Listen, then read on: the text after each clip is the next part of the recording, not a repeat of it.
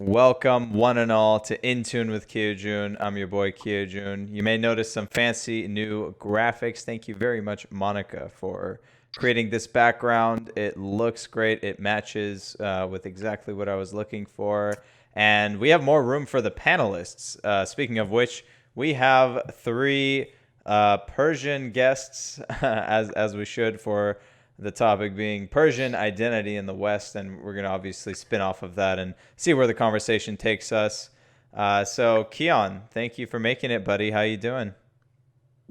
I'm good. I did a little my boxing, my boxing routine in the morning, and I feel great. And I can't wait to tackle this podcast.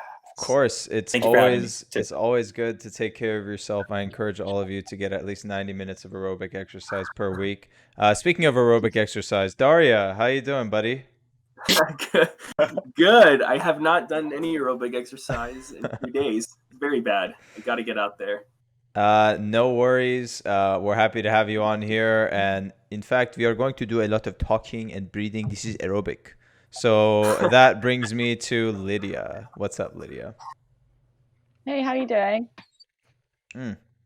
I am fantastic. Took a sip of water. A bad timing on my part, but I am very happy to have you on here. Lydia joining us from across seas. Had to coordinate a little bit of timing, but very important to have all kinds of different Persians on today. And I think we can start there. So my parents are both Persian. They were both from Tehran, yeah.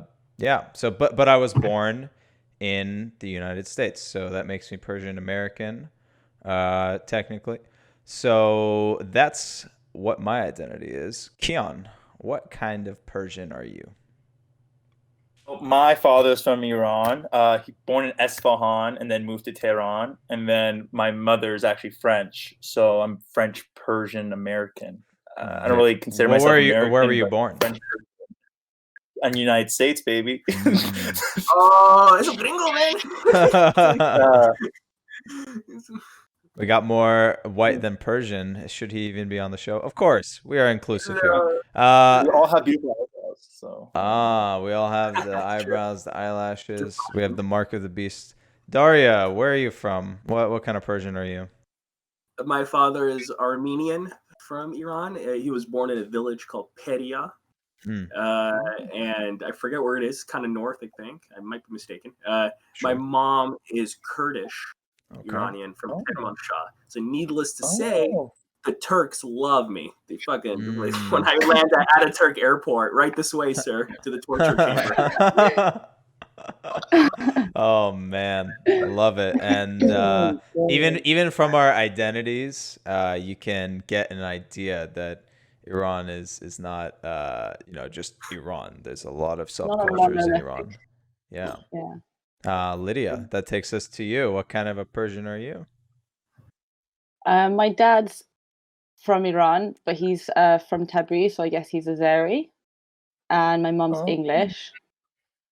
But I was born in England and then moved to the States, but I went to French school, so I don't know where I'm from. Yeah, I didn't know how to throw that in, but I feel like that is an important part of us, that we were immersed in French culture. I was born there. Yeah. You were born in France. I didn't know that. You like this? Everybody forgets. It's because I don't forget. I never knew. I never knew. Anyway, that's awesome, and it's really poignant that we're talking about Persian identity in the West. We were all born in the West. None of us were born in Iran, right? So we can reconcile.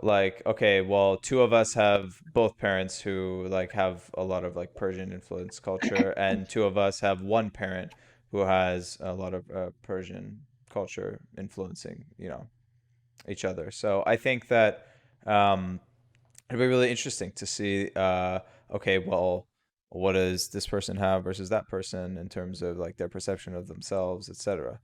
I'd like to get into an interesting question that I want to ask all of you, and feel free to answer this in any way that you want. Do you consider yourselves people of color? Yeah. So Kian's shaking his head no. Go ahead. I mean, I'm Caucasian. I just like the problem is that yes, I can see myself that, but the world doesn't. And then after just an explanation that's just not, I feel like, coherent to others because of my skin color. So that's why I feel that I am Caucasian because of my skin color. Yeah, that's basically what I think. I can't really say myself as a person of color. So, and I have a lot of privilege over a lot of other people of color. So I don't see myself as a person of color. So, yeah. Okay. Lydia, am I mistaken, or you wanted to say something? Yeah, I think it's interesting we said the world doesn't see you as that, because I think the idea of being a POC is interesting because it's, you know, you might have, what do those terms mean? And obviously being Iranian on like a consensus is that you're white. Yeah. And so technically, you know, but then obviously various different people have different experiences where they're received in the West where they're not treated as white people. And I think, I mean, personally, I don't think I've, you know, the reception that I've had in the world is as a white person. So I don't think I can identify as a POC, but I can in some way understand certain or align myself as I want to with certain POC like sense of identity, because ultimately I think I think for all of us, our history cannot be devoid of politics in a sense. So you couldn't tell the history of your parents or yourself without the idea of some political event, which I think does alter your perception or your worldview.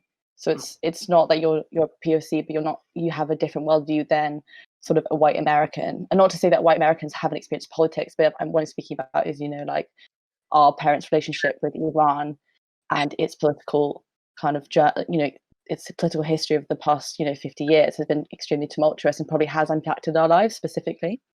And I think that's interesting to think about. Daria, what about you? I'm straight up Caucasian because my dad, but no, because my dad's Armenian, so that's definitely Caucasus. Like it's like right there, you know. But I've always identified as always identified as a brownie.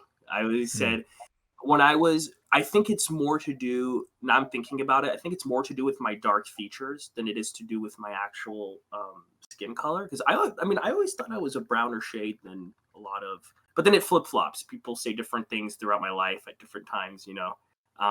It depends how you cook your kubide. Yeah.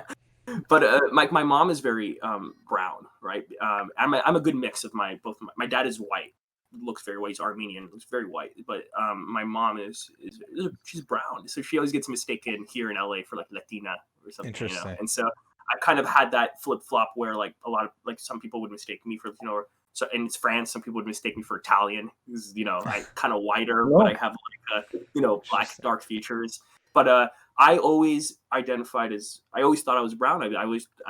Because when I was a kid, I remember this specifically, I always wanted to be whiter. I was a good little colonized kid. I had the whole complex. I think I wanted to be like it felt weird to be like, I was like, oh, it's weird. Like all my friends are white. Like I need to be whiter. Gotcha. You know? And funny thing, my mom, she was joking around, maybe. She was like, don't spend as much time in the sun then. She told me. That was hilarious. But yeah,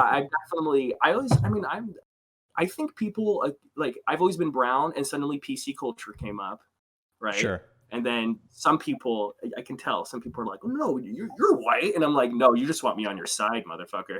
It's too late. It's way too late. Like, now I'm an adult. Now I understand a lot more things. I'm not white. Shut the fuck up, you know? Yeah. Kian, I want to let you respond. I want you to grab some earphones real quick and put them on. And I guess I'll talk about... Yeah, what about you? Yeah, I want to talk about how I see myself. So obviously I look the part, right? So I'm brown. I'm Hiri, right? So both of my parents are Persian. So yeah, definitely look the part.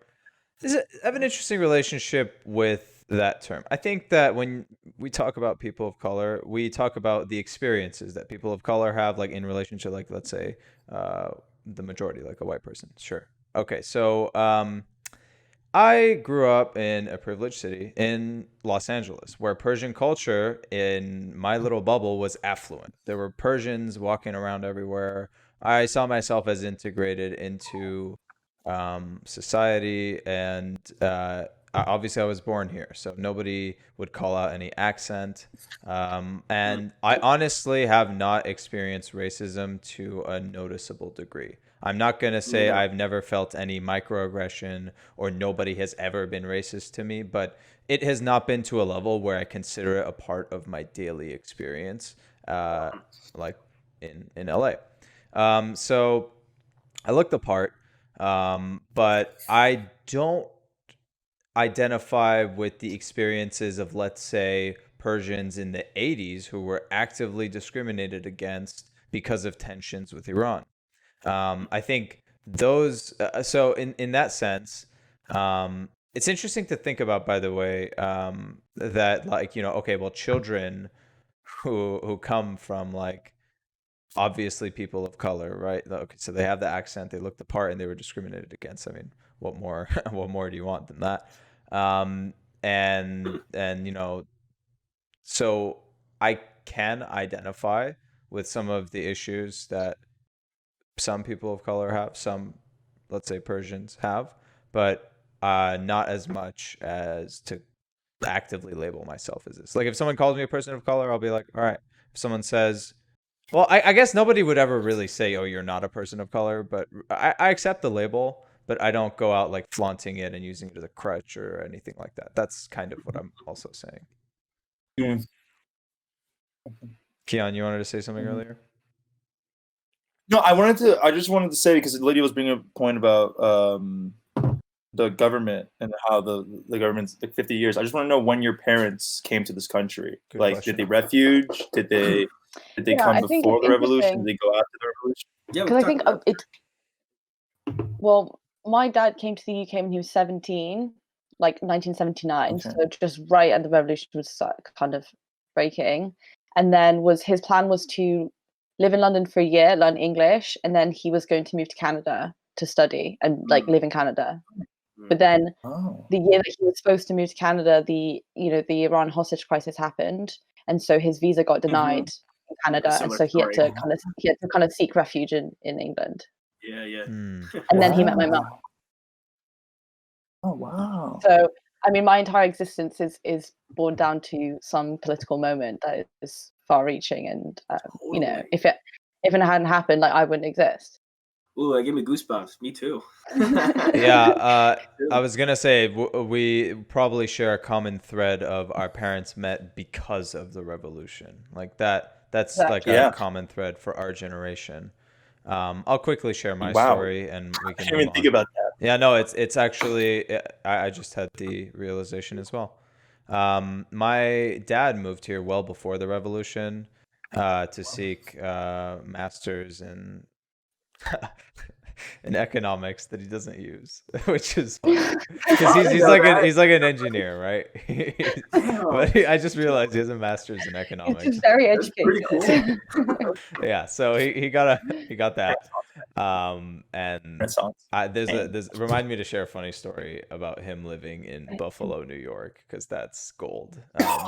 But anyway, so my mom did move to the U.S. as a direct result of the revolution, and it was like an insane story when I heard it the first time. But long story short, she got here off of the kindness of like a judge in India, and like nothing else. Like it was pure luck. Like they were not letting people in at the time, and like the compassion of this judge let her in.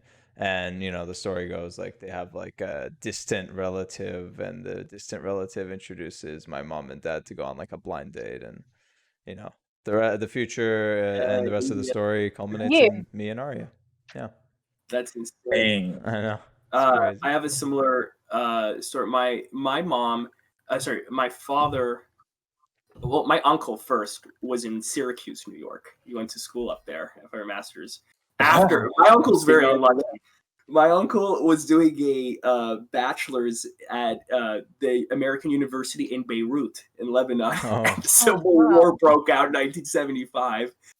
And he's like, fuck. And he left. And he was about 3/4 or something. Like, he was third and something of his way into his bachelor's degree. So he's missing like a negligible amount of credits. So he like escapes, goes back to Iran, chills there, goes to Syracuse. They accept him, even though he has an incomplete bachelor's for a master's. And so my father was always supposed to go to the U.S. My father was in the army at the time everybody was drafted, right? And he got drafted because he was a student. My dad was supposed to go to Georgetown. And his side of the story, I mean, he said that he was in line at the U.S. Embassy the day because there's always a huge ass line. And then the day the hostage crisis started, apparently he was in line with the student to get the student visa to go. And apparently they told him, if you have an hour to leave, if you don't, I can't guarantee your safety anymore. They told everybody in line. Oh my God, no That's way. what he said. So he's like, fuck this, and leave.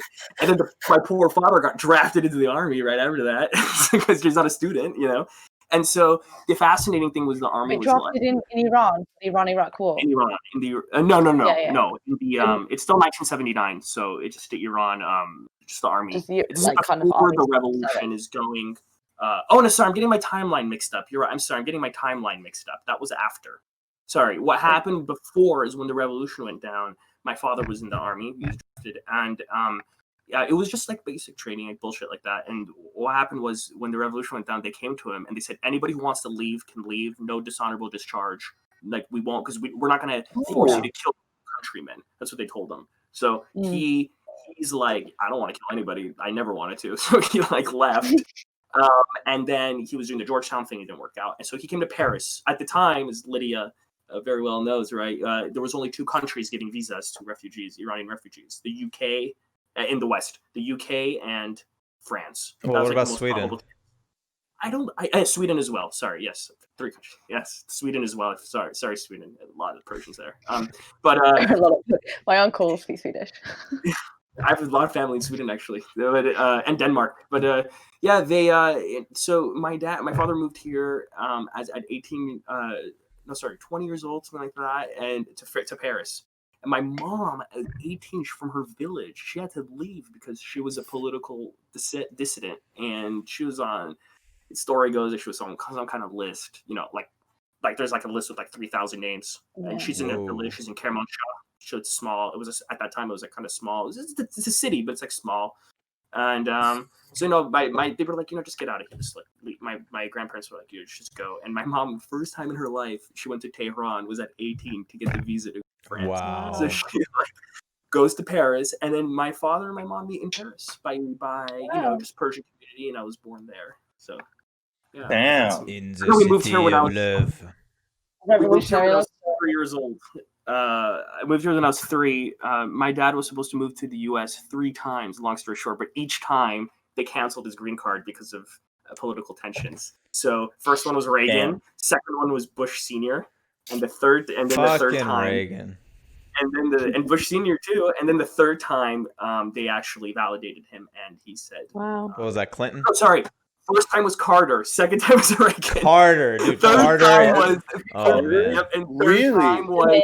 Because my dad still had the Georgetown thing, but they were like, no, sorry, Carter has issued a ban on Persians. Yeah, ironically, we have Carter to thank for all of our existences. Thank you, Jimmy Carter. Peanut, they call him Peanut? Is he still alive? Yeah, I think he might be alive. He's so old. He's old, yeah. So he has like brain cancer. Wow. Brain cancer? Jesus. Yeah, I think he does. All right, well, but Daria. I remember, I sorry to interrupt you, Lydia. I wanted to say, Daria, you have to pitch your dad's story to a director. This would be a great movie. Whether it's true or not, right? I feel like we collectively have so many like family stories about the revolution and that we could honestly make the big bucks in Hollywood. Oh man! Actually, Persian Don't worry, Ben Affleck. Sometimes I go to yeah. Sometimes I go to my aunt's house and she'll sort of like, be a bit wistful and like tell me stories about stuff that she's experienced, and I'm like, holy shit, that is insane. And just casually dropping stuff in it, and I'm like, oh my god, we should really make a movie about this. I could really see Sandra Bullock. That's right. Already casting. Did you see that film? And it was called like, it was based on about the revolution, and it was the guy from The Pianist who played the Persian guy, and Salma Hayek played a Adrian Brody. Yeah, he played like a Persian husband, and they were both like cast as Iranian people. Oh my god! And they were going to make a movie about Rumi, and they were going to cast Leonardo DiCaprio. Oh, what the fuck! It's like that's serious whitewashing. Yeah. Wow. Crazy fucking shit. They're like, that can. I would love to know if Kian has a story like that from his dad. What do you mean? Like, did your dad come because of the revolution? Yeah, he came because of the revolution. It was just him and his brother. They came, his younger brother. So they lived at a hospice house or whatever in Utah. They moved to Utah. Yeah. So my dad went to high school in Utah, and then he went to college there. He went to the University of Utah, and then he moved to LA for work because he was a civil engineer. So he moved to LA, and then my mom she moved to Utah too during the same time, and they actually lived a block away from each other, but they didn't know until they met in Los Angeles at a club. Wow. Yeah. So my mom actually moved to the United States to like just get away from France and discover the world and adventure. Met my dad. Yeah. So she was like the lady that like takes care of kids and slept at someone's house. What's that?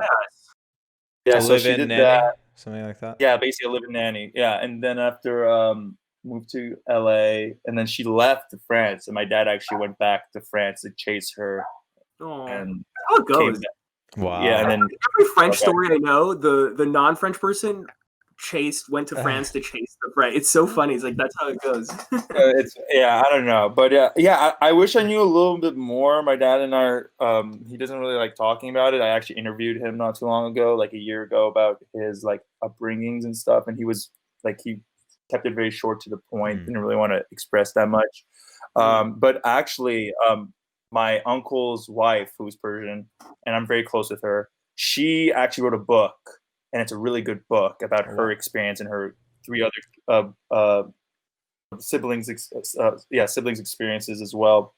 And it's really sad. Like the dad was murdered, got killed by the Iranian government because he was the Shah. He was part of the Shah's military. And I guess once power shifted, they were just killing all these people who were with the Shah, for the Shah. Right. So he passed away. And then they moved to New York, and they were just talking about how overwhelming it was, how it's such a different culture, how everything was so in your face and big, and it's a little scary for them. But they're all successful, like lawyer, doctor, lawyer. Like these people are like very successful people. They did Persian dream. Persian dream. Yeah. But it's just it's sad that a lot of people had an easier way out, and some people had like a very tragic and scarring way out. And it's man. I mean, that's just bad luck. As part of the military, there's no way out. It's you're part of the military. Yeah, my father's father, who I never met, he passed away before I was born, or before my dad met my my mom. He died of a heart attack. I guess he smoked a lot of cigarettes. That's what I was told. But he had a law of land, and once the power shifted, he lost everything. Of course, got nationalized. Yeah. So yeah, man, it's very interesting what they went through. My dad said he did experience some type of racism, especially in Utah. Sure, man. Yeah. So yeah, it's Salt Lake City. Yeah, Salt Lake City. It was an incredibly hostile time for Iranians during that period. I mean, even in London, which is an international city, I think there was white supremacists, skinheads, kind of. It was a big I mean, I was speaking to my godfather recently, and he was saying, like London in the 80s was brutal. Like it's completely different now. And obviously, well, for Iranians specifically, I mean, there's lots of, things still going on, but specifically for Iranians in the 80s, it was an incredibly difficult time to Were the be. skinheads giving trouble to Persians in the 80s? Oh, I mean, yeah, my dad almost got stabbed like 3 times. See, had to I go to don't court get to it. convict her. Yeah. What are they? That's the problem with like far right. They're ignorant. Like, what were you just saying? Were we saying that like Persians are literally Aryan? So why are you trying to stab me? But that's not the point. That's not the point. The ideology doesn't extend that far. It's just you're different to me. Totally. Yeah. It's just straight up racism. But there's no intellectualizing. It's just straight up the other. Yeah, I mean there's no way to to talk about it in a. Exactly. And no, yeah, I forgot who, but somebody told me that they were like in line for that ice cream shop, the famous one in Westwood, that's been around for like years and years. Did you read? It just was. Huh? It's off La Brea. It's I think off La Brea. Well, I can't hear the It's full name Persian that Daria is saying. Wait, sorry, a Persian. Oh, sorry, in Westwood or in It's like Brentwood, Westwood, something like that. Oh, never mind. Yeah, it's. I know what it is. I was just there the other day. Literally the other day. Like they have the saffron ice cream, like the pistachio stuff, blah blah blah. The good stuff. The good stuff. I remember they said they were in line at that place, like either the year it opened or the year after it opened, like in the 80s, and they were like getting threats, like while they were getting ice cream, like from the people nearby. So it even happened in LA, where LA at the time, I'm pretty sure was still progressive, right? As progressive as Americans can be, yeah. For the time, but yeah, so definitely our parents have their identities shaped by the Persian Revolution, the Iranian Revolution rather, and they have experienced discrimination, like I think every single one of ours. I haven't heard a story from Daria, but I'm sure that your father or your mother, they've experienced discrimination. So then, I have funny stories from parents. What's up, Kian? Dude, I forgot to say my grandmother, my 85-year-old grandmother, like a few years ago, she always comes to the United States to get her medicine, and I forgot what was happening during the time, but she was literally in the airport, like couldn't leave for a good 6 hours. And this woman's like so old, like frail, and they're questioning her. Like she hardly speaks English. Like I was just like, what the fuck is going on? Like I didn't know. I didn't understand what was going on. Yeah, I was just like, yeah. So I guess, yeah. That's a perfect segue to what I wanted to ask. It's, I said at the beginning, I haven't experienced that much racism. Well, that much doesn't mean I haven't experienced any. So I wanted to ask you guys, have you personally felt any discrimination based off of your identity? Never my Persian one. No matter where I've gone, my American one, yes.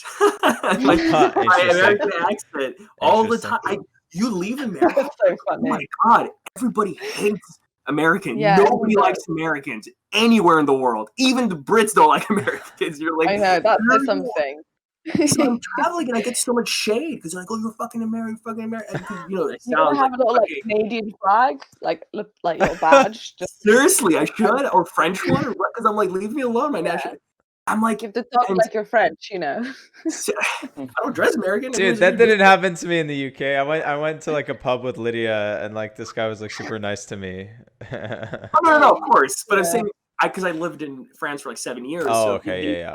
You get to see all kinds of people. Time. They're like, "Oh, you're fucking Americans, isn't that?" And I'm like, "Oh my God, dude! Like, why do you think I'm here?" Yeah. So yeah, never my Persian one. Everybody's always been interested. Everybody's always been like, "Oh, what's your story? Oh, you're Persian. That's so amazing. I love that part of the world, the art." So yeah, never. Yeah, I've had the same reaction. People generally are like, "Oh, that's so interesting." Like,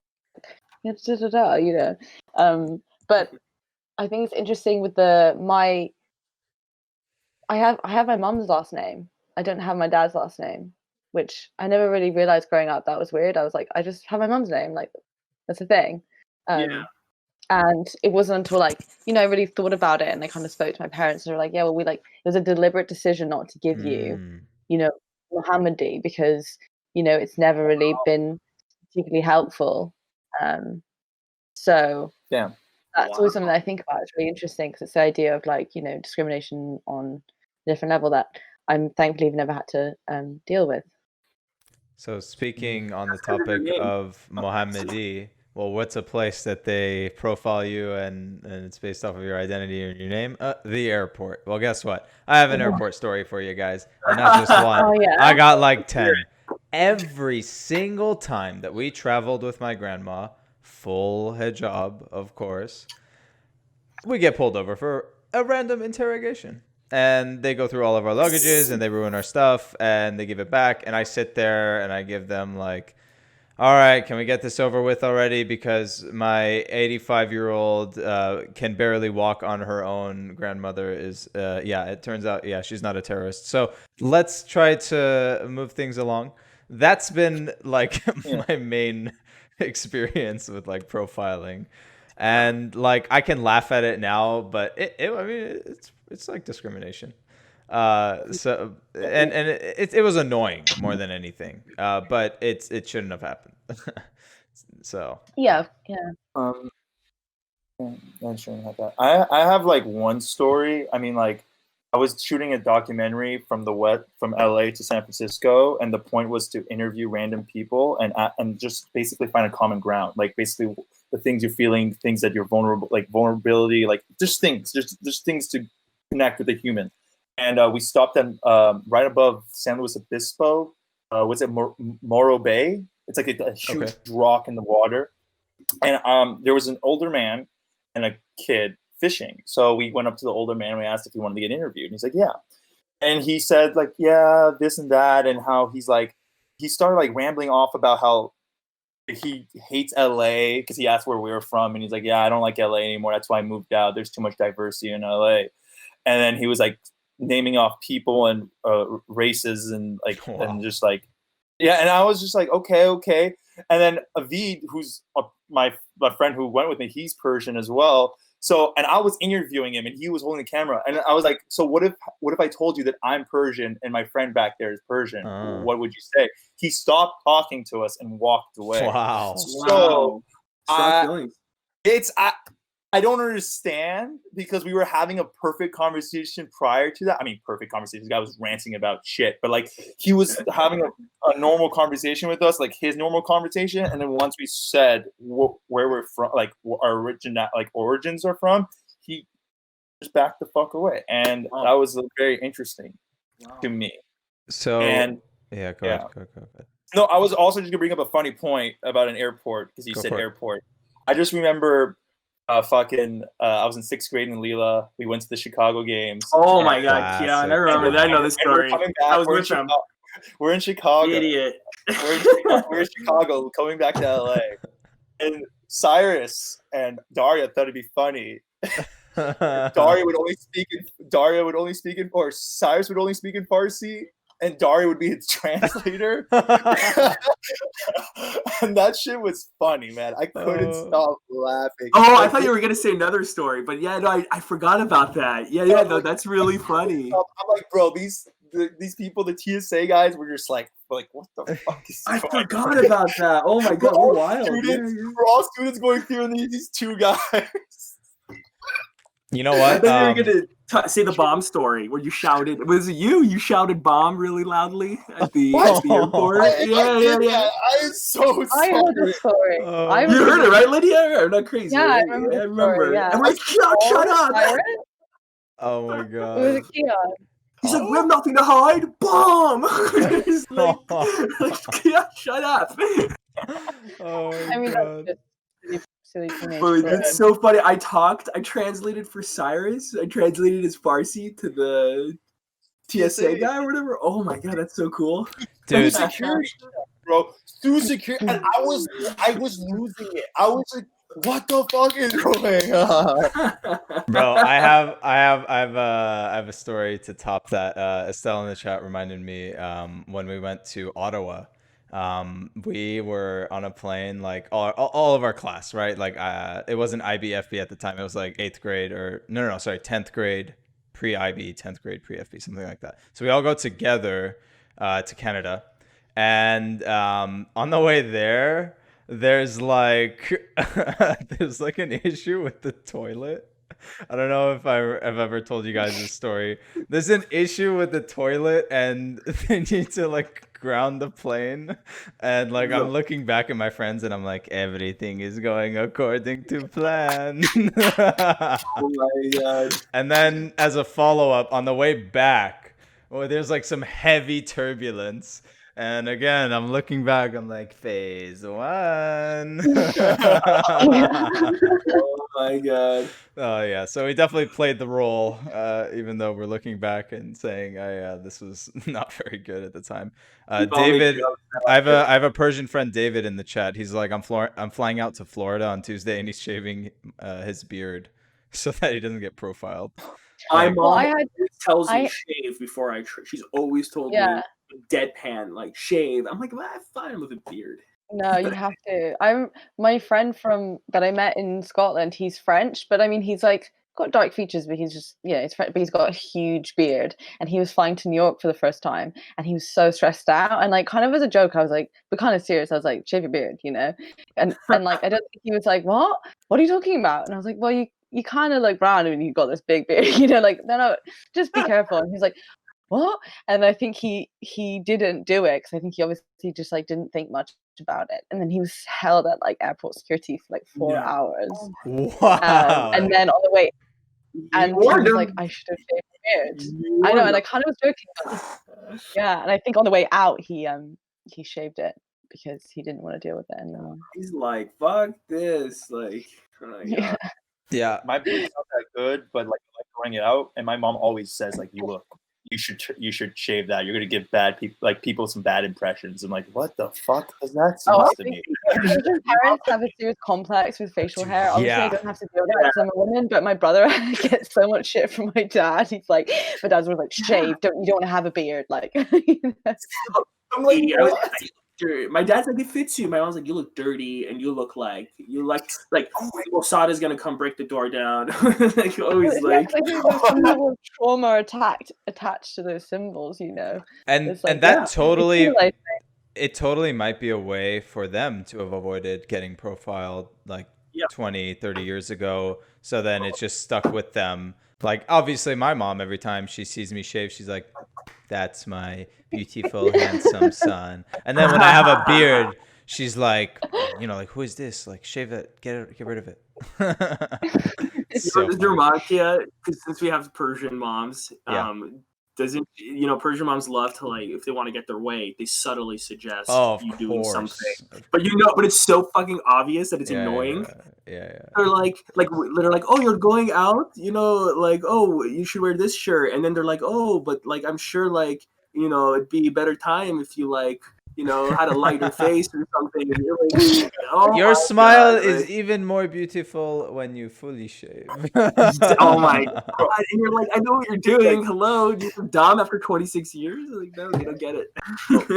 My grandma goes straight to the point because she doesn't speak that much English, and our communication is not that good. And every time she comes, I'm like her driver. And I love my mustache. Like, I grow it out. I love it. Yeah. So last year I had my mustache. I'm driving her, and I had to film this because it was so funny. And she's like, so wait, what do you want me to do with my mustache? She's like, shave it. It's very ugly. You don't look beautiful. I'm like, damn it. I'm like, what the fuck, man? Like, even the grandma's saying that. Yeah, I thought the mustache was like a Persian thing, bro. Like the nice mustache looks sexy. Do you think it's to distinguish ourselves from like Arabs? Like, do you think it's like a subtly like racial thing? It's a religious thing. Oh, that too. Yeah, I totally forgot about that. It's Hezbollah beard. Yeah, but you don't have to go that far, right? Like you actually, Daria. Mustache. I don't think it's necessarily like logical. They're like their feelings towards it. It's not necessarily logical, but it's some kind of like symbol of something that they might not necessarily feel part of. Yeah. Right. And it's definitely when you say but when you say you shouldn't go that far, I've gotten that, oh, you look like a Hezbollah comment every single time I grew out my crappy beard when I was like 17, 18. and like trying to grow it out. So like it was again, this is from Persian family like people. Yeah, of course. So yeah. So there's definitely like really anti sentiment there. It's funny. It's like it's more with the older generation.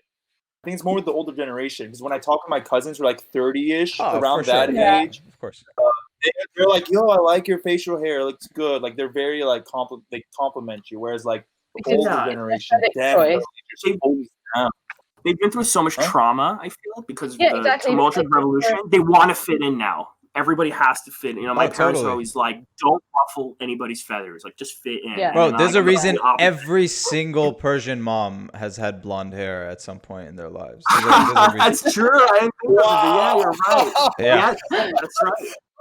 That's right. Oh my God. Yeah. No. Yeah. So, can I ask you a question? Mm-hmm. Do you guys want to go to Iran? Have you guys been to Iran? Or absolutely, I want to go. I can't.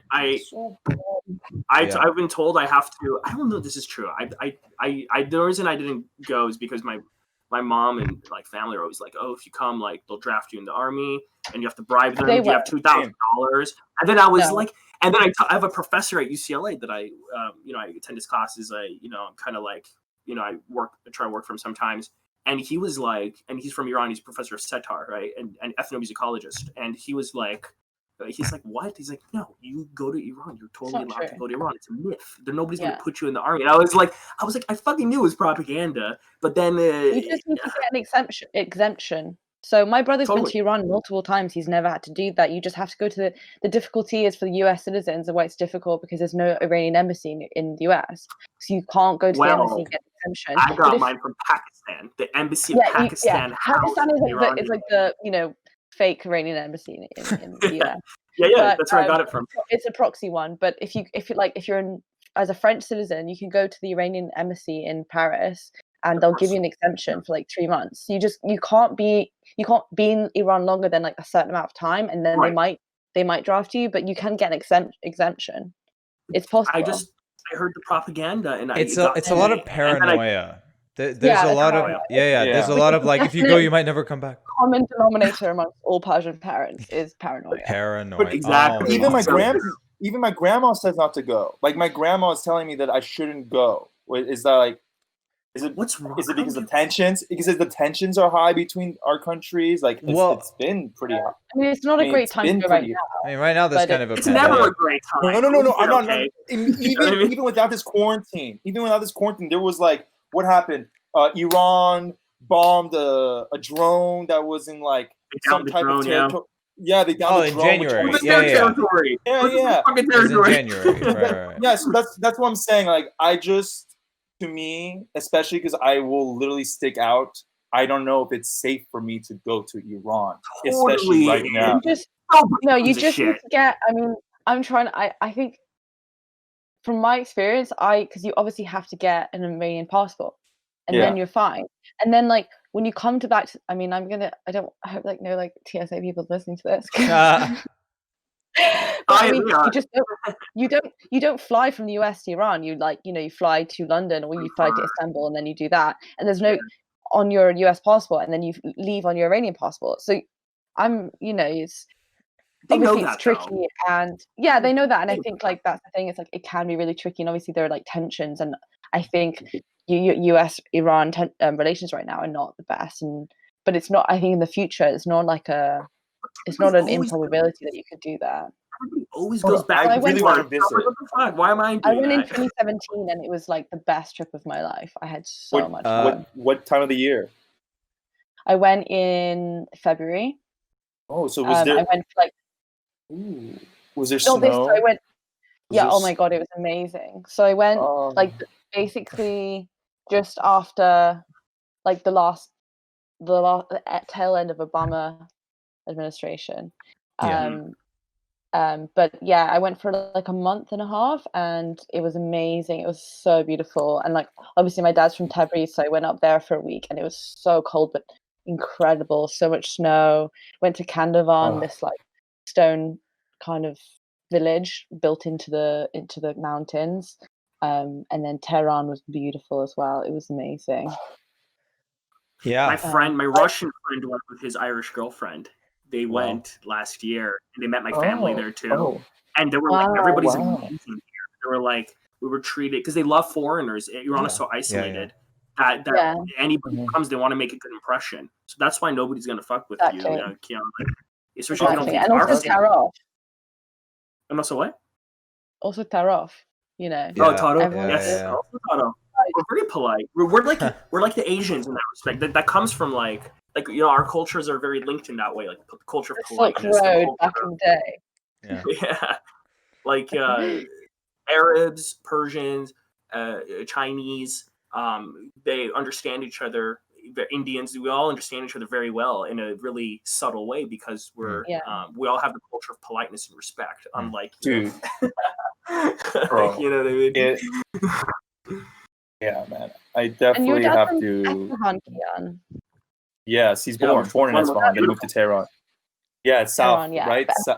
It's like south of Iran, south central of Iran. Yeah. Central, but wasn't it the? Is it? You went? Yeah, I went to Isfahan. I think it was my favorite. You have to. Favorite place. Don't know. Yeah. Really? Isn't it true?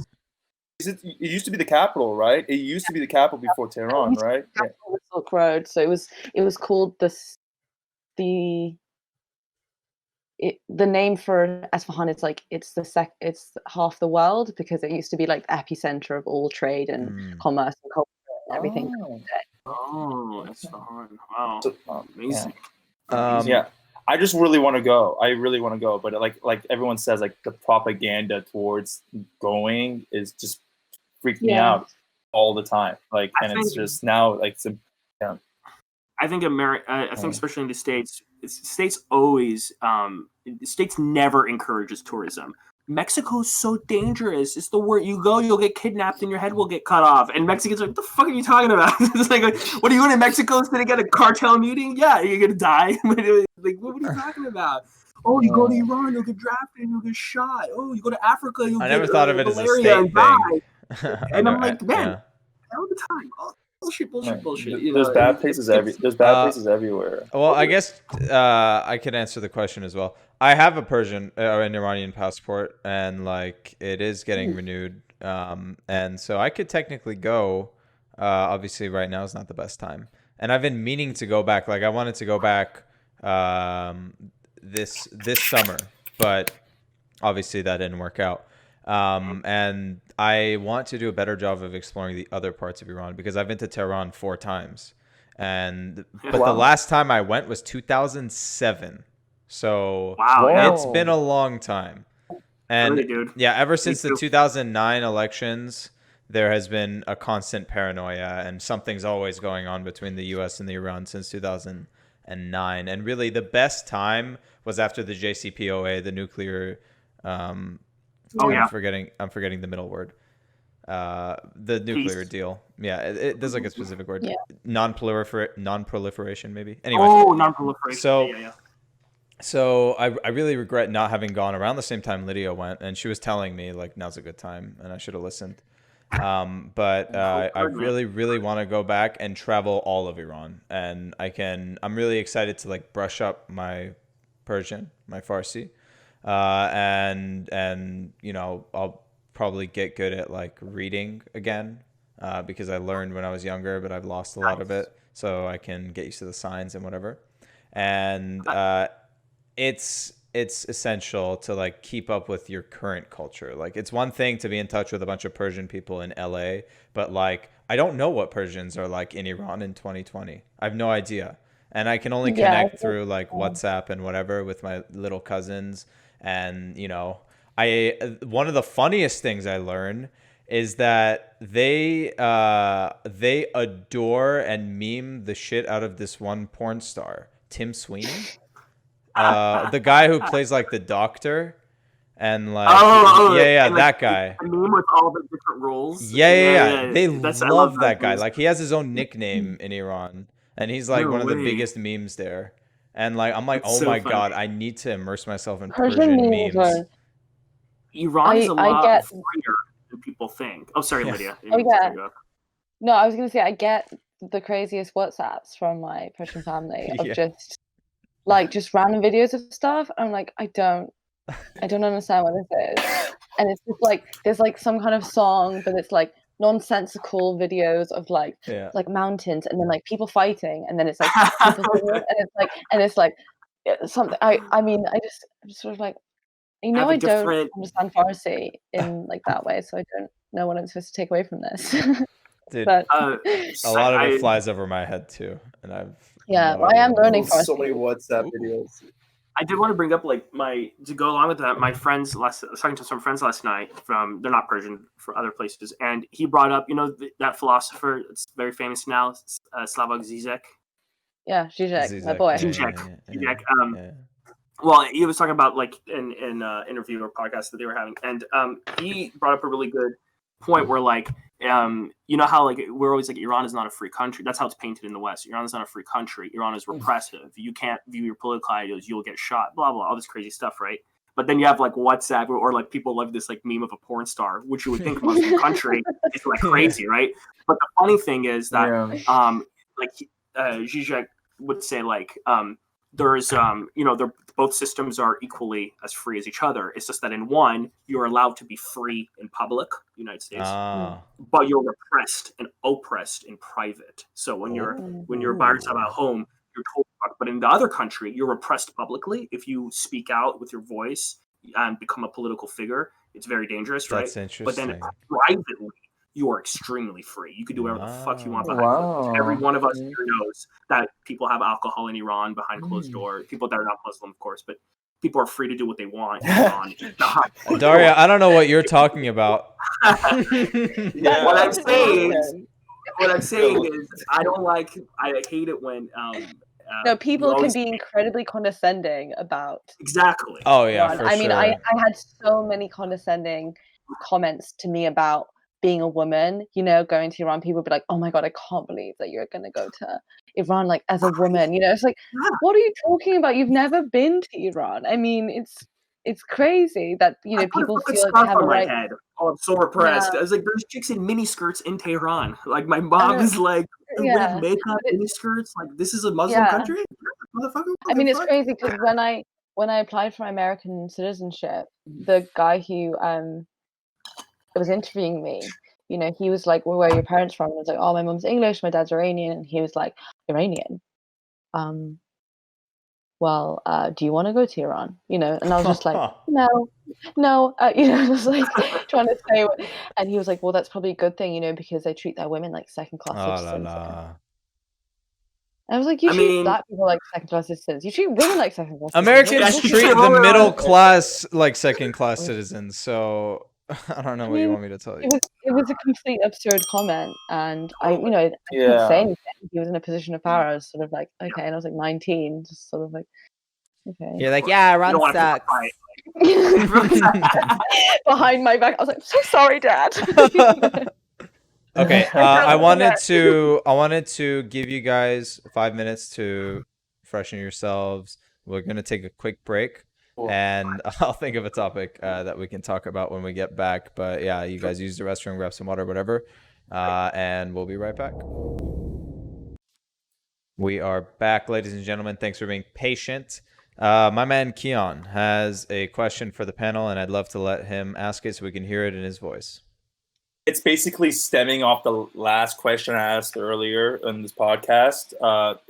So after your parents left Iran, how long did it take them to come back? Like, did they come back because they missed the family? Did they go back to, get back that whole Iranian feeling? Did they get back because they were just gone for too long and just missed home? I just want to know what your families did or your parents did.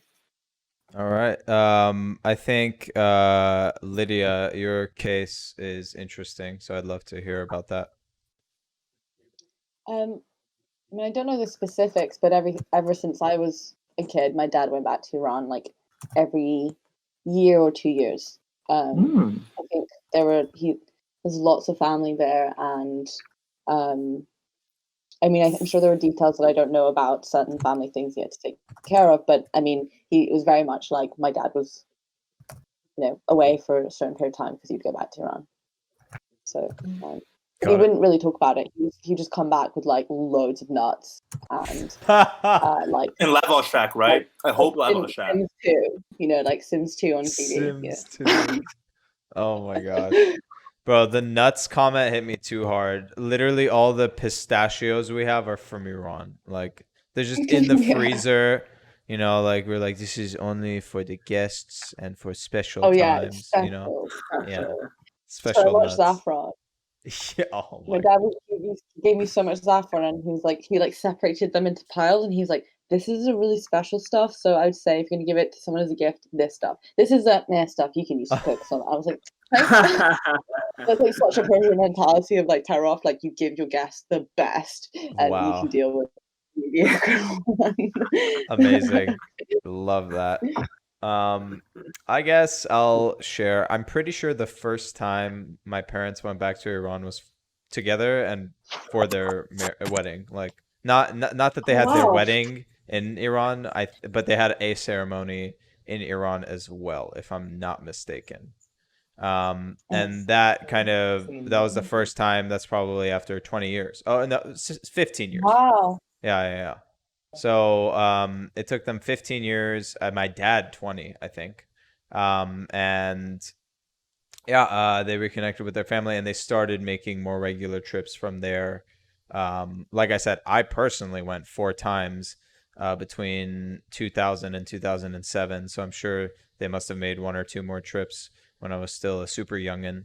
So they went to spread, I guess, the joy of getting married, and they maintained the relationship since. And since 2007, they have not returned. I think I mentioned that on the air. And it's been 13 years now, which is insane. But luckily, the internet exists, so they still communicate with relatives, and a lot of relatives are luckily able to travel to us. So we do still keep in touch with some of them, but there are some who can't, and of course we miss them and we want to see them. Damn. Yeah. Well, Mr. Question Asker. Oh, yeah. I mean, did Daria answer the question? Doggy. Well, yeah, huge. Whoever wants to share first, Daria or Kian. Okay. My father. Well, my father went back in 2004. That was the first time he went back. And I never really asked him about it, but I just feel like he never really talks about his experiences that often. So I feel like he has some sort of paranoia, and he hasn't gone back ever since 2004. Wow. Whereas my uncle and my aunt, I mean, he has another aunt that lives in Hong Kong, but my uncle and my aunt live in Iran. I see my aunt a little bit, but my uncle I have not seen since I was like 6 years old. He's like lives in Iran, doesn't come to the United States. I think they don't really tell me that much about my uncle. So yeah, I just I have a huge family, but it's a lot of hush hush until I meet them. And then I'm like, oh, what's up? And my dad's like, this is my uncle. This is my uncle. This is my this. I'm like, oh, nice to meet you. And they barely speak English, and I'm like, yeah, it's amazing how big the Persian families are. Oh yeah, we haven't really it's talked hush, about that. and then they yell at you for not knowing anybody, and you're like, well, you never told me. Yeah. Like your older cousins telling you yeah, you should know this fucker. I'm like, bro, what? Honestly, when I was in Iran for my 21st birthday, and my aunt had a she had a celebration or whatever, but she just invited all these people, and first of all, I felt like a celebrity because everyone was just like, "Oh my god!" Hello, and I was like, "I don't know any of you people," but they all seemed to know who I was and be so overwhelmed with my presence. Oh, and I was like, "Are Totally. we related?" And there was no communication there, but so I just kind of assumed that I was distantly related to everyone. But I actually have no idea. But I honestly felt like a celebrity every time I went to one of my uncle's friend's house, because they'd be like, Lydia, and I'd be like, what? Who are you? I feel like everybody knows us, the ones the ones that live in the West. The ones that live in the West. You're everybody in the family knows you. I think in a way, they'll rely on us when it's our turn to become we're gonna be because I feel like they made it out and more economically successful country. I feel like Persians are crafty. Persians know like we're very intelligent. We send them the good saffron so that we can collect the rewards in the future. Wait, I have another question because I was just thinking. I want Daria to share first. And then we can move funny. on. I really don't know the first time. The only first time that I know of, which is like I'm sure they went to Iran before that, was when I was born. My mom took me without my dad. My mom took me to see my grandpa as a 1-year-old, and I have a picture. Similar theme. But I'm pretty sure she traveled before that to Iran. Because I was born. My parents moved in 1980. I was born in 1994. So in those 14 years, I know that they traveled. From Paris. So, all right, Kian, let us have second it. question.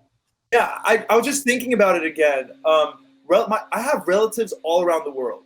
Like I have relatives in Hong Kong, Canada, Europe, and they're all chilling, living their lives. And I just want to know how you guys how spread out your family is now. Exactly. No, Hong Kong, that's pretty cool. But I have family in Denmark, in Sweden, and Canada. My cousin from Canada was visiting. She left a week ago. And are they accommodated to the lifestyle? Like they speak Danish and they speak those languages. Like their kids speak those languages. Like all that stuff. My cousins in Canada are a little more Persian. They speak Farsi fluently, and the ones in Denmark too, apparently. But yeah, apparently they're very Danish. Have the Danish lifestyle. You're it is so interesting. Like that we we got Persians that scatter. There are communities, not mine, my family, but there are communities of Persians in Japan. It's anytime there's a revolution, everywhere. We travel the world, just like the Lebanese, just like the Jews. We're all over. It's interesting because my family's only in the U.S. and Iran, and I guess Canada too. That can't be true. That can't be true. Canada, U.S., Iran. I have family in England, of course. You don't have family in England? There's no way. No, we don't. I have family in Switzerland. I have family in England. Money that you just don't know about. I bet that I know your family in England. If they live in London, I have met them at some point. They're your dentist, for sure, man. Really. Like my uncle is a dentist in North London, and he knows every single Persian that lives in I'll ask my mom again. Urban area. I'll ask my mom again. So, your mom is hiding something. Here's the thing: a lot of my family. The thing is, my family's scattered, but then they reconvened in the U.S. I know a couple of my cousins. My uncle went to Germany. My great aunt went to Sweden, but they all ended up in the U.S. Yeah, it's an in between because my uncle that lives in London, he left and he went and he left to Sweden. So he lived in Sweden for I don't know how many years, a long time. He speaks Swedish fluently. He has a Swedish passport. He trained to be a dentist in Sweden. Wow. And then he moved to London. And then my aunt moved to London, and then they got married. So Sweden was a kind of in between place for him to kind of, leave Iran and then. Yeah, so we got some scattered family. We have a home in a lot of continents. That's pretty cool. Pretty cool, yeah. Depending on how good you are with your family. But so Lydia, how's the Persian food in the UK? Oh, it's banging. It's good everywhere. It's good. It's good. Yeah. Okay. I mean, there are some. Next time I go, I gotta get some. I have to say that I've been to quite a few Persian restaurants in London, and they are all, delicious. Nice. But they're not as good as my dad or my aunt's cooking. What is it with Persian relatives or master chefs? My parents. I disagree. My parents suck at cooking. I always really. Oh, I don't even. Other people give me shit. Daria, I'm gonna gatekeep. You're officially no longer Persian. No, I'm kidding. I was out. Oh, you hear what? Let me back this up. I was at our other Persian family was at our house, right? And very subtly, the criticism is never outright, right? He goes, looks at my mom's cooking. He goes, "This is an interesting color, for this dish." And I'm like, and I was in the back of the room. I was like, yes. I was like, fucking do that, and then I was like, it's because it's not. They don't know how to make it. My parents got so angry, so mad, right? They're like, Daria, you're so rude, And I was like, I've been telling you for years. They're like, you don't know Iran. You don't know Persian food. You eat garbage, you eat American junk food. McDonald's. You ate McDonald's. Even in Paris, I was eating McDonald's. We have family friends, and I would go to their house quite regularly, and their cooking was delicious. I would love it, the home cooking. And I was like, and I always ask them questions like, "Oh, I'm very curious, like, oh, Persian Joon, right? That Lydia was making." I looked at this Persian Joon. Yeah. So I was looking at it, and I was like at their house, and it was kind of like I think it was gray, right? And then I was like, and I looked at it, and I was like, this is weird. I was like, why is it this color? And they're like, what are you talking about? This is like normal Fessenjun, like all over the world. Like, and then I was like, my mom's Fessenjun is orange. And they're like, orange? And they're like, the fuck are you talking about? They're like, you don't, they're like, Daria, you're crazy. You don't know what you're talking about. And then my mom came to Paris to visit me during the holidays. And winter holidays, and I sit down, and the topic comes up, and I was like, now's the time. And then my mom was like, "Oh, she uses this ingredient, this kind of this like sauce, that has like, or oil that has like makes it orange, right? But it's bizarre to use that. It's kind of strange for Fessenjun." So then everybody was like, "Oh my god, Daria was right!" Like, but very respectfully to my mom. But they looked at me like, "Okay, all right, you're not crazy. You're not whitewashed." There's a really amazing Anthony Bourdain episode where he goes to Iran. Of course. Have you guys seen it? Legendary. I have seen it. Yeah. I've seen it like 4 times. I love it because I love Anthony Bourdain, and then he finally goes to Iran, and it's really amazing. And obviously a lot of it's to do with the food and stuff. And he has this interesting comment where I think he's speaking to kind of a chef or someone who's involved in the food industry, and he describes Iranian cooking as obviously you have kind of these national dishes, gourmet sabzi and chili kebab or whatever. But he was like, so much of Iranian cooking is it's like home recipes that you don't necessarily. There's not a culture of like cookbooks. It's just like your mom knows this ancient recipe, and it's like she knows. I mean, when I speak to my dad, I'm like, "Can you teach me this thing?" And I'm like, "Give me a recipe." He's like, "Oh, you put a little, how much you feel, like how much you feel." Like, I don't know what that means. He just put like this much saffron or this, and I'm like, "Can you just give me a specific amount?" He's like, "I can't. You just got to feel it." I'm like, "Oh, yeah, it's an art. It's an art. Yeah, it's the test of my true Persianness. Is like my ancestors come and bother me." Yeah, in the moment they're like, "Only put this much," I'm like, they whisper. I think I'm trying to. I think I'm doing quite well. My Persian dishes have been quite good at the moment. But it's funny because I met this Iranian guy in my undergrad course, and he was from Tehran, and he was like, "Oh, where's your dad from?" And I was like, "Tabriz." He's like, "Oh, people from Tabriz, amazing cooks," and apparently that's like a stereotype. You know how there's like the stereotypes of different cities in Iran. That's like a cool stereotype. There's a stereotype about people in Isfahan being really cheap or something. Yes, and, that's very cheap. That's so I don't know the other ones, but there's obviously you have like Quam, like you're really religious or something, and then like apparently Tabriz is like you're a great cook. I was like, that seems like not a stereotype because it's like just really positive. Yeah, it's like so. Like, oh damn you! Make perfect rice again, like. It's really hard to make perfect rice every time. You're like, motherfucker. Yeah, no, especially Iran is a big compliment given that if your reputation is great food, especially with Iran's a huge country and all the cultures, that's amazing. That's like, so I think it's interesting that you brought up.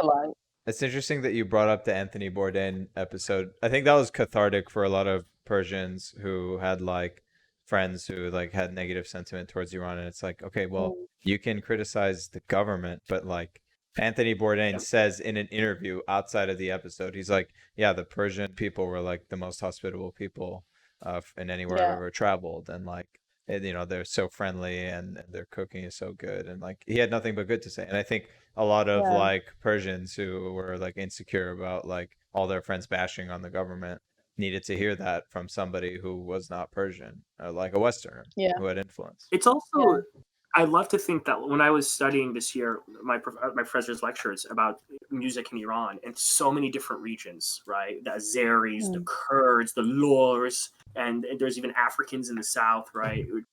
When we're learning about all these different Iranians, I was like, man, it's crazy that in Iran, like the Iranian people, civilizations that are ancient. I'm talking about like ancient. Even China. I know a lot of people disagree with this. Chinese are racist, but a lot of these ancient civilizations, they have this kind of thing that like they've been mixed with humans so often from so many different regions, from so many different backgrounds, that there is almost like the problems that exist with race and things in the West, they don't make sense in that context. Iran, for example, it's just been so multicultural for thousands, and the Silk Road went through there. Wait, you're gonna be at the market and you'll be like, I'm not gonna trade with the Jew. No, you're gonna be like, I don't give a fuck. You come here. I don't care where you're from. You have spice from here or that, So that mix, that cultural mix with food and music and thing, it's a given there. Nobody like I'm hard pressed to find Iranians that are xenophobic. Honestly, yeah, I'm not that hard pressed to find them, Daria. Here in America, of course, because they have here in the States, it's because they have to be American. They're not Persian anymore. No, but even within Iran, there are jokes about, like, let's say Turkish people. In Iran, there are jokes about Kurdish people. That's not racism. But that's let me. Like, we've known Turks for thousands of years. I don't want to dwell on it, but Iranians are incredibly racist towards Arabs. That's Arabs, and Israelis. Yes. But let's move on. We can make that statement. I don't know if you want to talk about it that much, but I mean, I've heard very respectful people that I respect say like awful things about Arab people. But this is true. But I guess what I was trying to get at was like, within the country, like I don't hear lore say Azeris are subhuman, or I don't hear Kurds say like, oh, or I don't know, I say that like people from Isfahan are their brains are inferior. I never hear these arguments. Never. But yeah, we're incredibly racist. There's a different understanding. Yeah, there's a different. We're salty. And Iran is like, the Iranian government is super pro Black Lives Matter, so that's something, Wait, what? Really? I didn't see that. Yeah. Huh? Well, of course, they think it's going to usurp the American government. Oh yeah, okay. In that Are you joking? Any kind of we approve of Antifa. We approve of Black Lives Matter. Yeah, of course. No, seriously, they really do. And if you like, I don't want to get too much into politics, but like, if you look on like any, Rouhani's Twitter page, it's like we stand with our Black brothers and sisters in America. Hashtag Black Lives Matter. And the US was the first country to specially make a stamp to commemorate Malcolm X. The US was, or Iran was? No, sorry, Iran was. So Iran was the first. No way! Wow, that's so cool. No, government or the people? Yeah. No, the government made one. Obviously, because he's a Muslim as well. What's the story behind this? When was it? I mean, I think it kind of comes from during the Iran hostage crisis. I mean, I watched this in a documentary, so the specifics could be wrong, but I think what happened was that when the Iranian students took the American and Canadian embassy hostage, they let go all the Black American workers because they said, you're oppressed in your own country, we're not going to oppress you in Iran. So they let. That's what I'm fucking talking about. You want to talk about racism? What about that? Like, yeah, okay, we're like Arabs because they took over. We were salty about it. It's not because we're racist, it's because we're pissed about them. It's really funny. And yeah, I think I find that whole it's super interesting. So I think, and Iran was, they love Malcolm X, and they love Bobby Sands, like the Irish, whatever. The IRA. There's a IRA guy. There's a Bobby Sands street in Tehran. I didn't know this is amazing. Well, Daria, maybe you so don't know. Maybe you don't know this, Daria. Iran has some of the most progressive trans rights laws in the world. They will pay for your gender reassignment surgery. Even though Iran's government has this, I mean, rightfully so, a reputation for being homophobic, they are very trans inclusive. Yeah. That's very interesting. I question their trans inclusivity. Obviously, it is, but I think, it's just it's a incredible. Iran is a paradox in so many ways. It's a progressive people with a regressive government. That's just how I see it. Well, redacted. This will be removed in the final copy. So I do think that Iran is like kind of endlessly interesting in its complexities. And when Nipsey Hussle died, Ahmadinejad posted on his Twitter account, like, get the fuck out of here. I'm not joking. I have a screenshot where he quoted a Nipsey Hussle lyric and was like, "R.I.P. Nipsey Hussle, like you hero." What? That's so gangster. You were a real one. Fuck me. That's so cool. I have like a album on my phone of just like funny tweets concerning Iran. You gotta write a book about that, Lydia. Like the funny cultural exchanges between like the high Iranian elite and the Wow. There's an incredible book called The Ayatollah Begs to Differ, and that's kind of an exploration of the kind of contemporary paradox of Iran. It's really, really interesting. They're very smart. They knew that. I guess when like any revolutionary government that comes to power, you have to maintain. You have to retain power because it's a shit show, right? So that's why when people attack Iran, right when the Islamic Republic it's not fair because the revolution happens. It's a really crazy time, right? But what's really interesting is when the Persians were kind of upset in the 80s about how repressive. I can't play this music, It's very interesting that the government actually relaxed since the 90s a lot of the prohibitions that were put into place, and it's become this paradox today. They're very smart. They're very smart about that. They know that exactly. It's kind of you're holding power, but not too much. Yeah. Yeah. I mean, it's very interesting to me how Iran is in this duality. I think the paradox. Correct me if I'm wrong, guys, but I think the paradox rises from this duality of. We want to be free. We're Persians. We've always been kind of free in a way. We've always exchanged globally with the world. But at the same time, we're at a very tenuous point in our history where the American war machine is like it's threatening the last Middle Eastern country that's sovereign. That's like a terrible place to be in. That sucks. I wouldn't want to fucking be in that situation. It's horrible. So how do you let in the right amount of culture from the West? Because there's treasures here in the West as well, right? How do I let in the right amount of culture while not brainwashing my populace to, overthrow me and become an American puppet again? That's like crazy to me how Iran has survived this terrible situation. It's weird. I feel like we've been in worse in the past, and Persian culture comes through in the end. I feel like Persian culture is just like the classic like pride, like underdog story, like we will prevail. Like it's because amazing. They have honestly the Persian culture has prevailed through so much turmoil. When the Arabs invaded, they maintained their bodies of government, their money. I was in this documentary I watched recently. I thought it was a really funny insight into the way that Persian culture prevailed through that, because essentially people just refused to use Arab coin. So when the Arab invaded, they said, we're changing on the coinage, now use this. And people just refused. And it kind of makes you realize money is a concept, And people were like, we're not going to use that. We're going to keep using our Persian coinage. And the Arab, government had to just be like, fine. Because people just refused to. What are you going to do? What are you going to Then you can't buy any Lydia, Persian carpets. You know what I mean? I'm trying to remember. Lydia, I remember like 2 years ago, I went to London and I went to the National Museum of London, and they had a great expose on, I forgot which dynasty of Persia, but they had like a great, just like, did you go see that by any chance? Was it at the British Museum? Man, I'm really bad. Yeah, I mean, to be fair, there are a lot of museums. I have a question. But I'm just saying, it's like going back to what we were talking about, how like Iran was shaped and there were so many different types of people. Yeah. Man, just looking through that, I was just amazed how like Iran has shifted, or Persia back then shifted.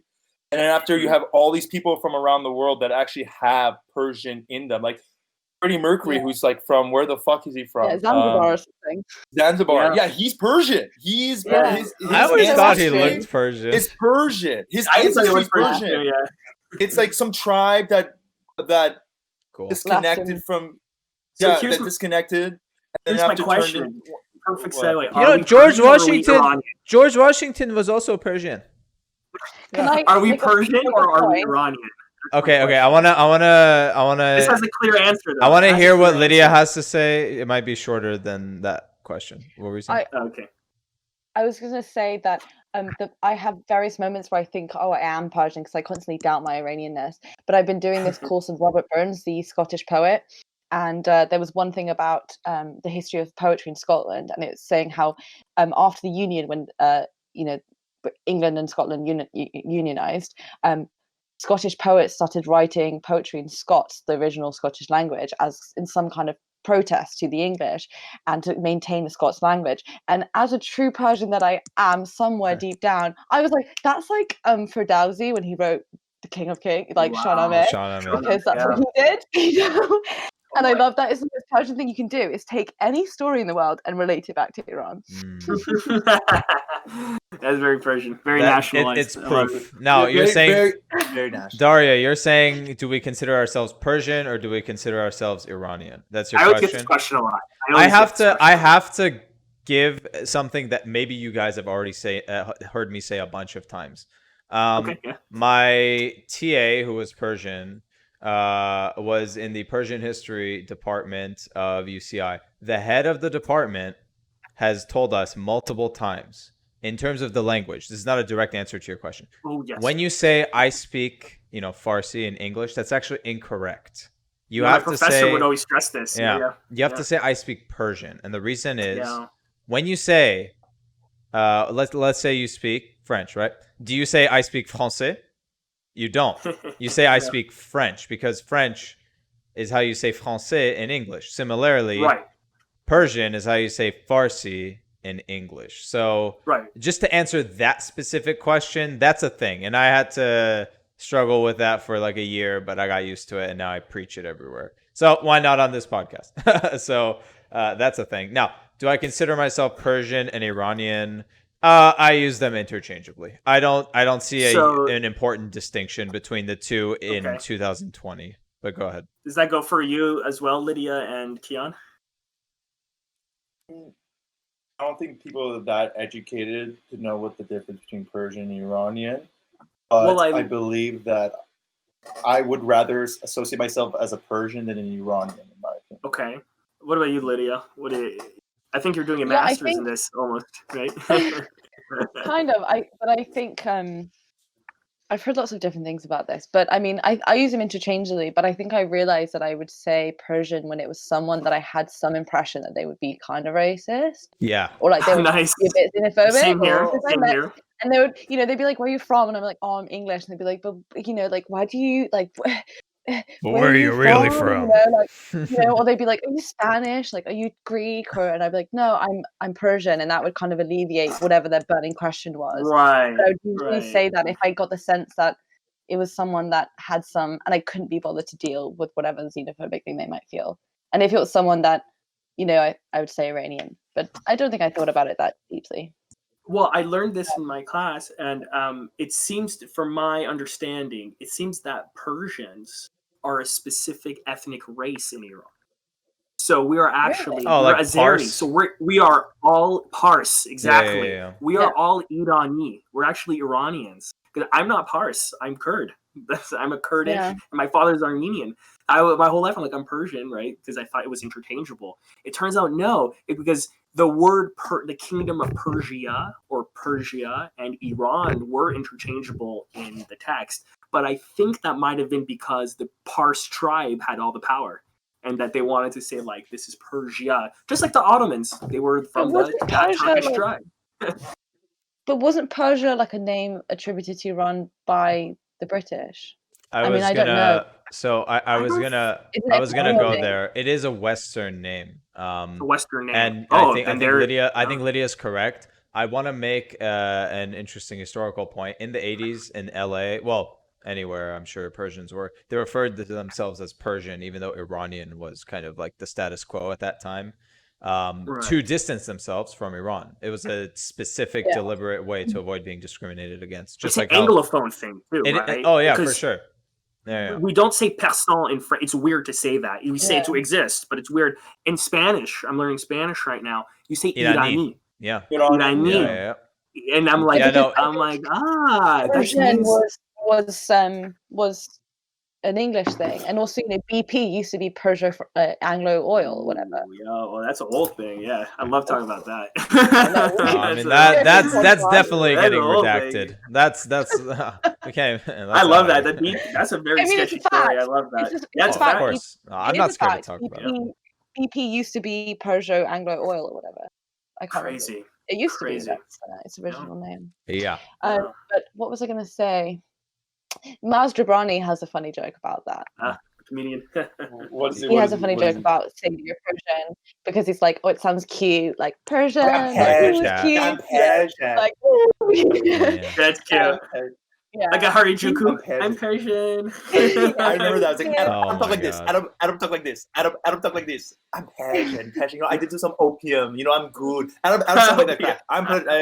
No, I remember that. That's a great skit. Yeah, that's a great. I was trying to explain Tarof to my boyfriend. Tarof.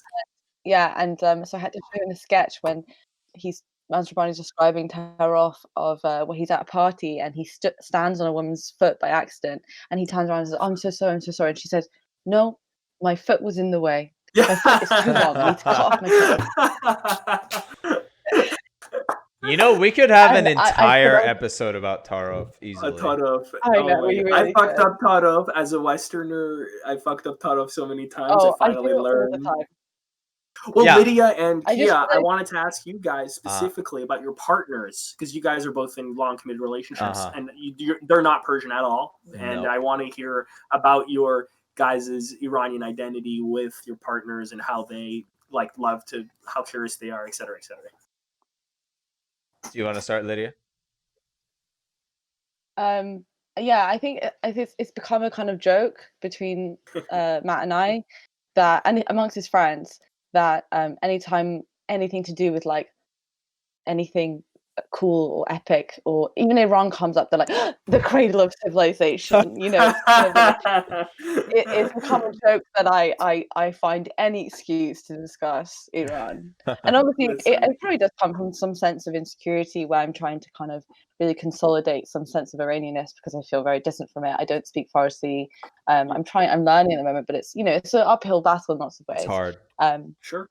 But there is a sense that what I was trying to describe, like, you know, I don't see myself as a POC, but I think sometimes my experiences and Matt's experiences are so entirely different, or our worldviews are so different, because he's like a white English guy, and so his understanding of, or the way that politics affects him, you know, he's engaged in politics, but there's still a distance with it between certain things that sometimes I feel far more engulfed by it. I don't know if that's just a personality thing, or if it has to do with the fact that because of my family history, politics, or the repercussions of those things are far more kind of entrenched within me. And sometimes I feel like there's I'm like, well, why are you not more angry about this? Or I feel a sense of like, well, you'll never get my perspective ultimately, because I will always be an outsider in some sense, whereas he won't be. Very powerful. Yeah. To answer your question, Monica herself learns Persian words, tries to say salam, Khudafiz, to my mom, my dad, or shab bekhair, which means good night. Salam Khudafiz mean hi and bye. And she loves Persian food, which you cannot understand a culture without its food. And so she's starting to get Tarof to some extent. Her personal culture, Tarof is like the antithesis of her culture. Cambodian, right? Right. I love that. So, it's totally Southeast Asia. Totally. Yeah. So I can see that. So she's still having trouble grasping that idea. But I think a metric of how well you understand Persian culture is if you can navigate through Tarof at a Persian party. And you know why Persians? Sorry, yeah. No, it's okay. So basically, her own culture is very different. Mine is different. So obviously, she comes in, she's a little shy, she doesn't say hi. She's like, "Where's the grand hello? You say hello to elders. Where's the hello?" And then I go and I see her parents, and I'm like, "Hi," and they're like, "Okay." So that guy's rude. They're like, why is he got so much energy? Like, what's up with him, huh? Why is he so polite? Is he hiding something? Like, what the hell's wrong with him? So, I have a theory about this. So it's a whole culture shock. It's so funny. I have a theory about Persians in like Southeast Asia, especially Vietnam and Cambodia, and Thailand too, to a certain extent. But because I'm the only fucking Persian I've ever seen or even heard of that loves pho. Right, I love Vietnamese food. I love pho. Thai What are you food. talking about? Right, no, but I'm saying like I like Persians. An LA boy, yeah, in a way. But I was like, do you think Persians like it's because it's such the antithesis. Like Persians, they're like come in the restaurant, they're gonna tot off, and the Vietnamese would be like, just fucking sit down and eat. You know, the Vietnamese are so direct. And I've seen Americans in Paris, everywhere I've gone. I love like Vietnamese, like just like the ambiance. So I always try to like hang out, and I get it. It's like they don't fuck around. They're just straightforward. That's like the culture, right? But like Persians that are very like like no, like sit down, like very thought of. I feel like they take the greatest offense. Like those Vietnamese, so rude. I would never eat there again. Like I would describe Persian as taking the long dwindling path, and then like this other culture like straight down the line like. Let's get to the point. Are like, what? But like, drag race. Kiss your ass and then I eat the. It's like a canyon cruise versus a drag race. That's the difference. Yeah, I love it. Yeah. And I love that you and Monica, you have that for your families culturally. That's hilarious. Your cultural your wedding's gonna be a shit show. Yeah, and it's funny to look back, but it can be difficult to navigate through sometimes. Like for sure, an anthropologist would love to be at your wedding. Me too. Sure. Yeah. Just like one side of the room is like dancing to like Persian music, and then the other side is just not. They're like smoking and like I love it. Oh, that's great. It's like your kids are gonna be beautiful kids. What's up, Lydia? Amazing kids. Oh. No, never mind, don't I? Okay. No, yeah, I mean... Oh, actually, you know what? Speaking of kids... Kian, you want to say something? Oh. I just wanted to say how many times you guys seen... Because I can't count on my fingers, but like how many times have you seen like Persian relatives, you're at a dinner at a restaurant, and they're fighting over the fucking bill. Yeah. Oh, of course. It's a cultural process. 100%. Like now times it's not even a fight. Like my dad would just go to the fucking cashier floor and like give him the credit card. So but that's too easy. You have to call ahead and give your credit card. That's the new strat. Yes, seriously. No, you gotta do that. My brother told me a funny story. When he was in Iran, he went to some like ski resort. I can't remember the details, but he went to a ski resort with like a few friends of his. It turned out that there was 4 of them and only 3 beds. And so at the end of the night, it was tear off like, no, like I'm gonna take the bed. Like, no, you take the bed. I like sleeping on the floor, like da da da. It's good for your back. Kind of gave up because he was like, I'm not gonna do this tear off. So eventually my brother went to the bed and thought, they'll figure it out. Woke up in the morning and they were all of them sleeping on the floor. No way! I love that. No way! I love that. Nobody wanted to be that guy. Nobody wanted to be that. It was my brother was the rude one and took the bed, and there were 2 empty beds and 3 men on the floor. Have you guys seen the YouTube video Persians at a stop sign, or Persians at an intersection? No, that must be funny. Are you kidding me? That is a legendary YouTube video. It's still funny to this day. So I'm gonna link it to you guys after to watch. I wanted to ask a parting question because we're getting a little late. I did want to give a quick taxi story about Todov. Sure. 5 seconds. Sure. My mom, when she was in Iran, she said that when she took the taxi to pay to get out, and she was like, "Okay, how much do I owe you?" He goes, "Nothing." Oh, it was my dad. Sorry, that was my dad. He was like, nothing. And he's like, "Wait, you just drove it to business. Like, here's the money." He's like, "No, keep it. It was my pleasure. You're a nice guy." And my dad's like, "Oh, okay. I did it twice." And like walks off. And then the taxi guy, "Hey, what are you doing? Get the fuck back here." And then he's like, and my dad's like, "You just told me to leave twice." He's like, "We taught off." And he's like, "No." He's like, "No, you idiot! I taught off you even more. Like, you're supposed to tip me." He's like, "Taught off for the tip, you idiot!" And he's like, "Oh my god, here you go! Holy shit!" Aggressive taro thing. I had my brother and I had to haggle every time ever in Iran, but not for less than the money. It's just to pay them because they're like, "It's for free," and you're like, "No." And if you get out of the car and don't tip them, they will try and run you over. So. You know what the key word is? Do you guys know the key word is taraf nakon, and then they'll stop. Oh, I mean, yeah. No. Actually, that's not true. You have to repeat taraf nakon 3 times, like a bear ritual or something. If you're taraf nakon, you're in the sheep. You know you're with like Wizard of Oz. You know what I mean? Yeah, dude. Okay, so parting question. This is kind of like a. This could it could be its own episode, but I'm just curious. Can you concisely tell me how you think you'll continue to propagate Persian culture, presumably living in the West in the future? Now, I'm not talking about kids necessarily or whatever, but like, how can we stay in touch with our culture, and how can we teach it to others, if not kids? I can try to answer my own question. I'm going to do my best to maintain my Persian and keep learning Persian, and so that I can teach Persian to others if I need to, perhaps to Monica or whoever I'm with. And I would want to, or my kids, of course. So that's, I think, one thing that's huge. Another thing is to learn Persian cooking. Like, I'm not even kidding. Like, I think a huge part of Persian culture and like going over to your Persian friend/relative's house is their home cooking. So if I can replicate that ambiance, even if I don't speak Persian as keenly as I want to, I think getting the full 5-star treatment, going to someone's house and eating this food that you haven't had before, and you're like, I want more. That's a whole thing. And then those are kind of the 2 big answers I had on how I realistically could maintain it going forward. And visiting Iran, right? So literally, like visiting if I can. That goes without saying. Yeah, but obviously, yeah.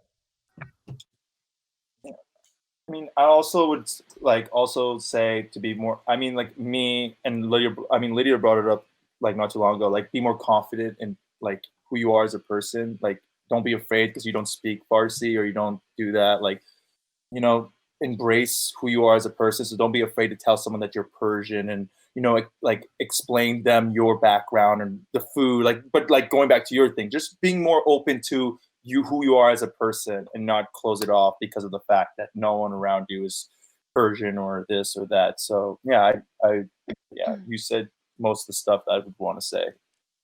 Kia. For sure.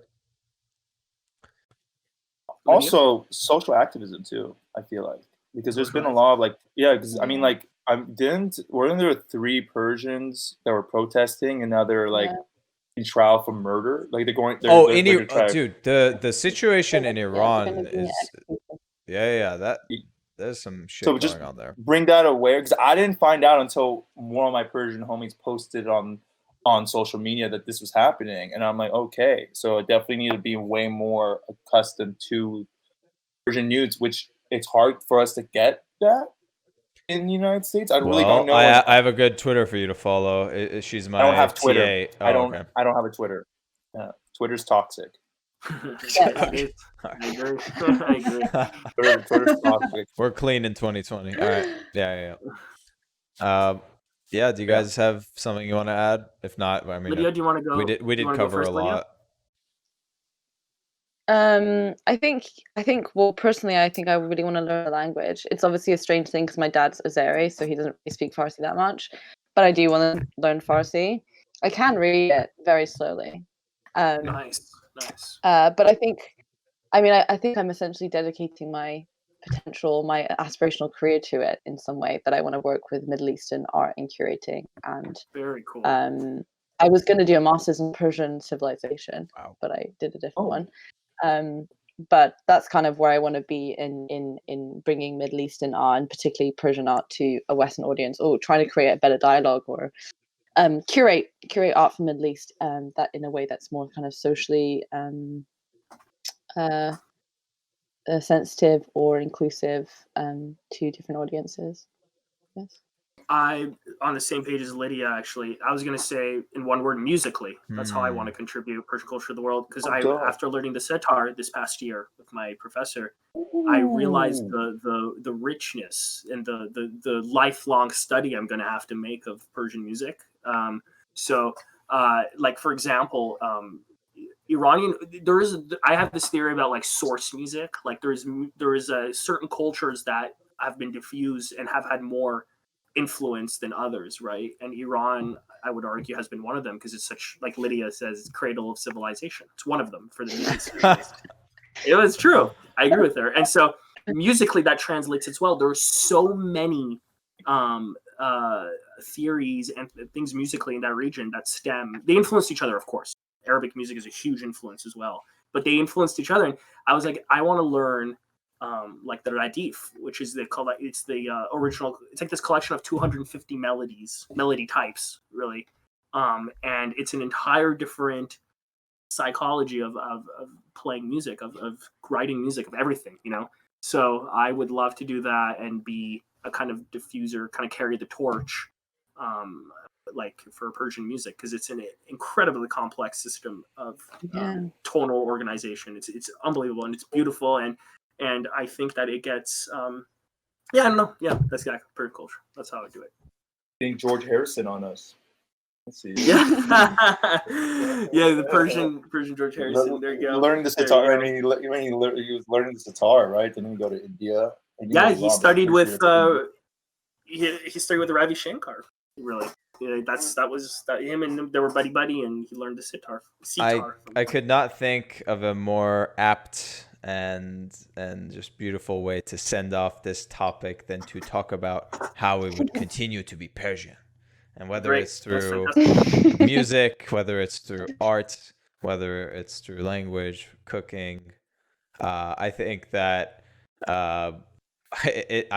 staying in touch with your culture is important. You know, it's too easy to just be passive and fall out of touch with, you know, basically an identity of yourself, like one of a part of who you are. And I think that propagating that it makes you special, and it can. I only see that as a positive. Multiculturalism can only be a positive. So that has been one flavor of Persian identity in the West. I'm sure that we will have topics similar to this with this lovely panel of 4. If not more, you know, we can recruit some more Persians maybe. But it was fantastic having you guys on. I always leave time for you guys to plug something if you want. I'll plug my YouTube video at the end. But Kian, let's start with you. You look excited. You want to plug something? Eat Lava Shack. If you don't know what Lava Shack is, best fucking candy in the goddamn world. Oh, I love that shit. Lava Shack. And if you haven't had Persian food, say it again. The US is trying to put sanctions. The US is trying to put sanctions on Lava Shack. Piss They off, are. dude. I get so pissed because my mom always brings back like rolls from like she goes to the places where flies, flies around them, and they sell it anyways. And I'm like, I want that shit. If they really wanted to crack down, they would be searching each Persian's bag for pistachios and saffron. Pistachios. So, Daria, you're already talking. You want to flag something? Yes. Rose tea. Oh, delish. I'm fucking all about rose tea now. I love flowery things. My cousin was like, such a girl. My cousin was like, when she was here, she's like, you're girlier than I am because I love all these like floral smells and like, you know, I think it's a very Persian thing too, though, to have that kind of fruit. Floral. So yeah, plug in rose tea. You already plugged, buddy. Lydia, what about you? I can't really. Nothing really springs to mind, but I'd plug actually a good BBC4 documentary called The Art of Persia. I'm sure you can find it on BBC America. Yes, I've watched it. It's really good. Did you? I watched it. Yeah. Yes, it's great. I would plug that. Boom. It's plugged. BBC4, The Art of Persia. Maybe we can add the Anthony Bourdain Iran episode to that. I think it's a really good watch. You might learn a lot about Persian culture and Persian food from that. And finally, I have to plug the Persian stop sign Tarof at an intersection video in the chat. Yes. And I'll send it to you guys as well on Messenger or whatever. Because oh man, it's so entertaining. It has been fantastic having you guys on. It's actually been one of our longer episodes. So I'm happy to see that. Of course, we can't stop talking about Persian culture. We're all so prideful. So thank you everyone for watching. I hope you learned something, and expect a part 2 of some sort or follow up, because I know we aren't done talking about Iran quite yet. All right, you've been in tune with Kia Joon. Have a great day. Bye-bye.